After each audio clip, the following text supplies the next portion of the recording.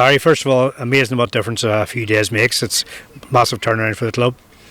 Listen, it's just, we'll not get too ahead of ourselves, Colin. It's another win. It's 2 wins in a row. Don't get me wrong, it's brilliant for the players, brilliant for the fans. But again, we've got to be realistic. It's probably, we've made 8 signings again in this transfer window after basically putting a full new squad together in the summer transfer window. So listen, it'll take time for this team to gel, but you can see the type of players that we've went for. I'm learning this league and I'm learning what it takes to win games in this league, and we've went for more robust, experienced players, and it's paid off the last 2 games certainly. You've said there that you're learning in the league. What really are you learning from your own personal viewpoint?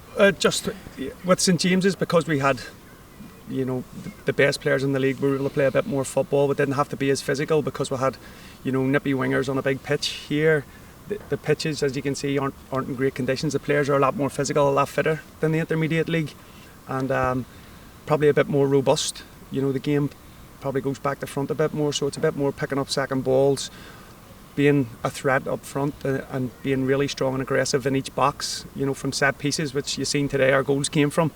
So it's just little things like that I'm picking up as I'm going along, and the first half of the year was a real learning curve for me, and couldn't wait to get this transfer window to get the players in we identified. Queen's had a lot of possession, they impressed a lot, but once again you must be very pleased the way we defended. Listen, they didn't really cause us much trouble. I know Ethan's made a couple of good saves, but that's what Ethan does.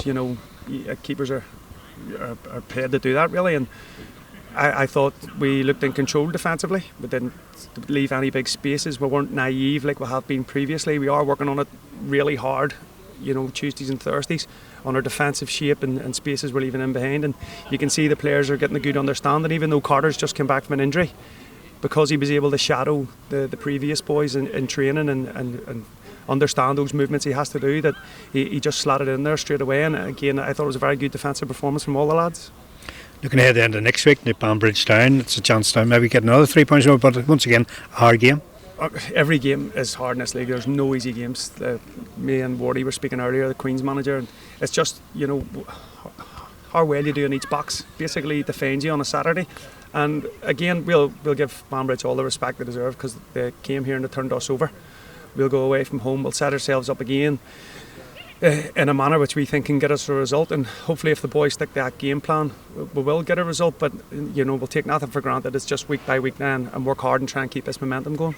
And finally, Michael Gallagher, 2 goals today, proving his worth as a goal scorer. Listen, whenever we signed Patrick Moore, recommended him from DC, and he ranted and raved about him, and not we took a punt on him, but anyone I spoke to has told me if you sign this kid, he'd score goals.